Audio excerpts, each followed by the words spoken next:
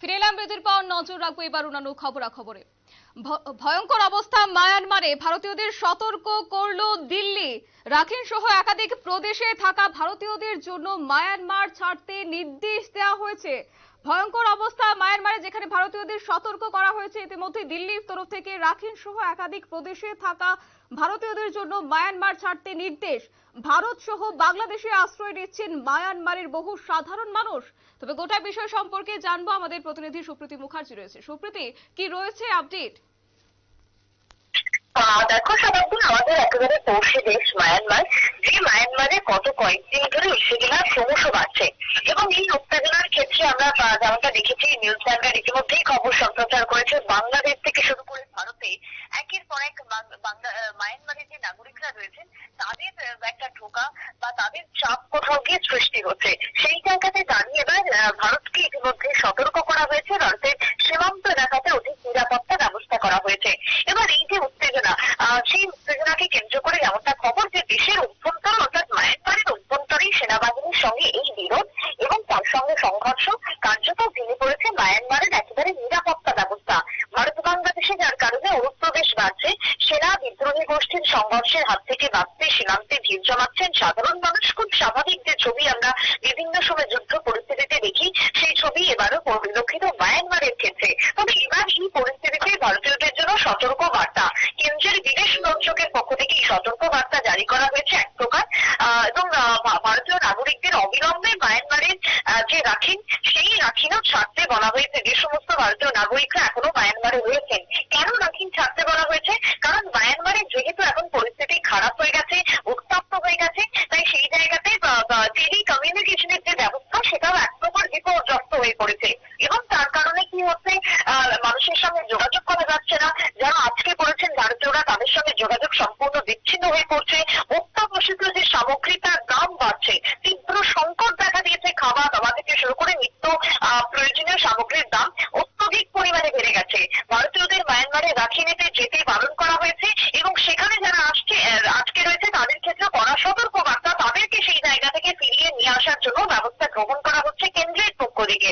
অবিলম্বে রাজ্য ছাড়তে নির্দেশ, ওই রাজ্য ছাড়তে নির্দেশ বিদেশ মন্ত্রকের তরফে এখন পর্যন্ত দেওয়া হচ্ছে বারবার। এবং সেই জায়গাতে দাঁড়িয়ে দেখো, এই যে গত বছরের শেষভাগের কথা যদি বলি, সেখানেও মায়ানমারের ফের একবার রসদের আগুন চলেছিল। কিন্তু সেখানে এমনিতেই আমরা দেখেছি যে মায়ানমারের সরকার চালানোর দায়িত্বেই রয়েছে সেনাবাহিনী। এবং সেই জায়গাতে দাঁড়িয়ে জেলবন্দি আনসুকির মতন রাষ্ট্র নেতারা যদি সরকার চালায়, তাহলে খুব স্বাভাবিকভাবে বুঝতেই পারছো যে পরিস্থিতি কিরকম হতে পারে। এতদিন এই ছবিটা কোথাও গিয়ে সেই তালিবানি শাসনের সঙ্গে মিলে যাচ্ছে। এবার সেনার বিরুদ্ধে বিদ্রোহী গোষ্ঠী মাথা চাড়াতে উঠতেই শক্তি প্রয়োগ করছে সেনাবাহিনী। দুপক্ষের মধ্যে সংঘর্ষ বাড়ছে এবং এখনো পর্যন্ত সংঘর্ষ জারি রয়েছে। মায়ানমারে কয়েক হাজার কর্মী নাগরিক যারা ইতিমধ্যে ভারতে অনুপ্রবেশ করেছে। বাংলাদেশেও কয়েকজন পালিয়ে এসেছে মায়ানমারের সেনাদের পক্ষ থেকে। এবং বাংলাদেশেও গতকালকে আমরা যে খবর দেখিয়েছিলাম যে বেশ কয়েকজন আহত পর্যন্ত হয়েছেন। সীমান্তে গুলিগালাজ চালানো হয়েছে। তারা যখন বাংলাদেশে প্রবেশ করছে তাদেরকে দেখে মায়ানমারের সেনাকর্মীরা গুলি চালিয়েছেন। এই যে ঘটনা, তা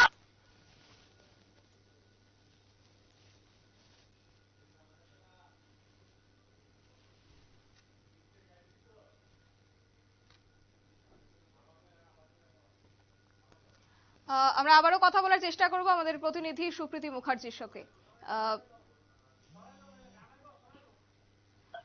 কি বলছিলে সুপ্রীতি? দুঃখিত, আমরা যান্ত্রিক গোলযোগের কারণে পরিস্থিতি তৈরি হয়েছে। সেই জায়গাতে দাঁড়িয়ে আমরা যদি বলি যে গত 2021 সালের কথাও যদি বলি, সেক্ষেত্রে মায়ানমারের যে সামরিক অভ্যুত্থান হয় ফেব্রুয়ারি, দেশের প্রধান আন সুকিকে যাকে গ্রেপ্তার করে মিলিটারি ক্ষমতা দখল করে তারা, এই যে ঘটনা চলে আসছে, তারপরে 2021-এর পর 2022-এও সেই ছবি আমরা দেখেছিলাম। 2023 সালে যদি শেষ ভাগের কথা বলি, সেখানেও দেশে সামরিক শাসন শেষ, গণতন্ত্র পুনরুত্থাপনের দাবি হয় এবং সেখানে বিক্ষোভ শুরু হয়, প্রতিবাদ শুরু হয়, রাতারাতি হিংসার রূপ নেয়। অক্টোবর মাস থেকে রাখিনে একাধিক রাজ্যে সেনাবাহিনীর সঙ্গে বিরোধ দেখা দেয়, বিভিন্ন গোষ্ঠীর সংঘর্ষ চলে যায়। এই ঘটনাকে কেন্দ্র করে কিন্তু একের পর এক উদ্বেগ বেড়েছিল মায়ানমারে। সংঘর্ষ হিংসার ঘটনাও দিনের পর দিন বেড়েই চলেছিল। এবার সেই জায়গাতে দাঁড়িয়ে দেখো, মায়ানমার থেকে যারা এই হিংসাজীর্ণ পরিস্থিতিতে আজকে পড়েছেন, তারা কি করবেন? তারা তখন নিজেদের প্রাণ বাঁচাতে এবার